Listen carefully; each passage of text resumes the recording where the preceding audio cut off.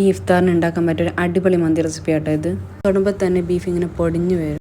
Normal ഉണ്ടാക്കുന്ന പോലെ അല്ല, കുറച്ച് വ്യത്യസ്തമായിട്ടാണ് ഇത് ഉണ്ടാക്കിയത്. അപ്പോൾ എല്ലാവരും ഒന്ന് ട്രൈ ചെയ്ത് നോക്കണേ. അപ്പോൾ നമുക്ക് ഇതിൻ്റെ റെസിപ്പി അങ്ങനെ ഒന്ന് നോക്കാം. ഏകദേശം ഞാനൊരു 1/2 കിലോ ബീഫ് എടുത്തിട്ടുണ്ട്. കുറച്ച് എല്ലുള്ള പീസ് എടുക്കുന്നതായിരിക്കും കുറച്ചും കൂടി നല്ലത്. നിങ്ങൾക്ക് ചിക്കൻ വെച്ചിട്ട് ഉണ്ടാക്കാം, പക്ഷെ കുറച്ചും കൂടി നല്ലത് ബീഫ് വെച്ചിട്ട് ഉണ്ടാക്കുമ്പോഴാട്ടോ.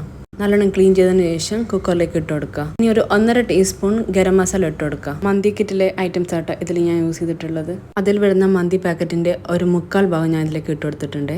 ഇനി ഇതിലേക്ക് 3 ചിക്കൻ ക്യൂബ്സും കൂടി ഇട്ട് കൊടുക്കുക. ഇനി കൈ വെച്ച് നല്ലോണം തിരുമ്പി കൊടുക്കുക. നല്ലോണം തിരുമ്പി കൊടുക്കണേ, കാരണം ഇതിന് അത്യാവശ്യം നല്ല ഉപ്പുണ്ട്. അപ്പോൾ വേറെ ഉപ്പ് ആഡ് ചെയ്യുന്നില്ല. എല്ലാ ഭാഗത്തേക്കും ഒന്ന് തേച്ച് പിടിപ്പിച്ചു കൊടുക്കുക. ഇനി 2 പച്ചമുളകും ഡ്രൈ ലെമൺ കൂടി ഇട്ട് കൊടുക്കുക. ഇനി വേണ്ടത് ബീഫ് വേവാനുള്ള വെള്ളം ആട്ടോ. ഞാനിവിടെ 1.5 കപ്പ് വെള്ളം എടുത്തിട്ടുണ്ട്. ഇനി കുക്കറിൻ്റെ ലിഡ് ക്ലോസ് ചെയ്ത് ഏകദേശം ഒരു മീഡിയം ഫ്ലെയിമിൽ ഒരു 8 വിസിലെങ്കിലും അടുപ്പിക്കണം കേട്ടോ.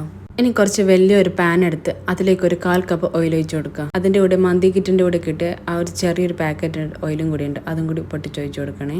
എണ്ണ ഒന്ന് ചൂടായി വരുമ്പോൾ ഇതിലേക്ക് ഒരു 2 സവാള ചെറുതായി അരിഞ്ഞത് ഇട്ട് കൊടുക്കുക. ഒരു തക്കാളി ചെറുതായി അരിഞ്ഞതും കൂടി ഇട്ട് കൊടുക്കണേ. കുറച്ച് ഫ്രൈ രൂപത്തിലാട്ടോ ഇത് വേണ്ടത്. അപ്പോൾ കുറച്ച് ബ്രൗൺ കളർ ആവുന്ന വരെ ഇതിങ്ങനെ വഴറ്റിക്കൊണ്ടിരിക്കണേ. സവാള ചെറുതായി കളർ ചേഞ്ച് ആയി വരുമ്പോൾ ഒന്ന് മൂടി വെച്ച് ഒരു 2 മിനിറ്റ് മാറ്റി വെച്ചാൽ മതി. അപ്പോൾ ഇതുപോലെ ഇങ്ങനെ ഫ്രൈ ചെയ്ത് വരും. ഈ ഒരു ടൈം ആകുമ്പോൾ നേരത്തെ വേവിച്ച് വെച്ച ബീഫ് ഇതിലേക്ക് തട്ടിക്കൊടുക്കുക. ഇനി അടച്ച് വെച്ച് ഒരു 10 to 20 മിനിറ്റ് കൂടി ഒന്ന് ലോ ഫ്ലെയിമിൽ ഒന്ന് കുക്ക് ചെയ്തെടുക്കുക. ഏകദേശം ഒരു 20 മിനിറ്റ് ശേഷം തുറന്ന് നോക്കുമ്പോൾ ഇതുപോലെ ഇങ്ങനെ വറ്റി വരും. എണ്ണ ഇങ്ങനെ തിളഞ്ഞിങ്ങനെ സെപ്പറേറ്റ് ആയി വരുന്ന ഈ ടൈം ആകുമ്പോൾ സ്റ്റവ് ഓഫ് ചെയ്തെടുക്കുക. ഇനി വേറൊരു പാത്രത്തിലേക്ക് ഇതിലെ പീസുകൾ മാത്രം ഇങ്ങനെ മാറ്റി കൊടുക്കുക. ഇനി അതിലെ ഗ്രേവിയിലേക്ക് നേരത്തെ കുക്ക് ചെയ്ത് മാറ്റി വെച്ച് ബസ്മതി റൈസ് ഇതിലേക്ക് ഇട്ട് കൊടുക്കുക. ഇനി ഇത് നല്ലപോലെ എല്ലായിടത്തേക്കും എത്തുന്നവരെ ഒന്ന് മിക്സ് ചെയ്ത് കൊടുക്കുക. നല്ലപോലെ മിക്സ് ചെയ്തതിന് ശേഷം നേരത്തെ മാറ്റി വെച്ച മന്തി മസാലയും കൂടി ഇതിലേക്ക് ഇട്ട് കൊടുക്കുക. ഇനി ഏകദേശം ഒരു 4-5 പച്ചമുളക് മുഴുവനായിട്ട് ഇതിലേക്ക് ഇങ്ങനെ കുത്തി കൊടുക്കണേ. ഇനി നേരത്തെ മാറ്റി വെച്ച് ബീഫിൻ്റെ കഷ്ണങ്ങൾ ഓരോന്നായിട്ട് ഇതിൻ്റെ മുകളിലേക്ക് ഇങ്ങനെ വെച്ച് കൊടുക്കാം. ഇനി അടച്ച് വെച്ച് ഒരു 10 മിനിറ്റെങ്കിലും ദം ചെയ്തെടുക്കണേ. ലോ ഫ്ലെയിമിൽ വെച്ചിട്ട് തന്നെ ദം ചെയ്തെടുക്കുക. ദം ചെയ്തതിന് ശേഷം എല്ലാം കൂടി ഒന്ന് മിക്സ് ചെയ്ത് കൊടുക്കുക.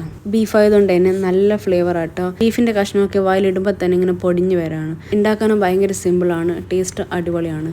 അപ്പോൾ ഈ ഇഫ്താറിന് എല്ലാവരും ഇതൊന്ന് ട്രൈ ചെയ്ത് നോക്കണേ. ട്രൈ ചെയ്തിട്ട് എല്ലാവരും ഒന്ന് അഭിപ്രായം പറയണേ.